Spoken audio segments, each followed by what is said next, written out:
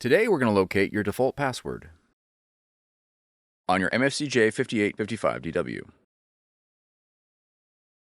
Your machine's default password is required in order to update the firmware or access some advanced features. If your machine was manufactured in 2020 or later, the password will be located on a label on the rear of the machine. Your password will be the characters to the right of PWD. Your password will consist of exactly 8 characters. It will be case sensitive and may include letters, numbers, and symbols. For older machines without a password label, use initpass or access as the default password.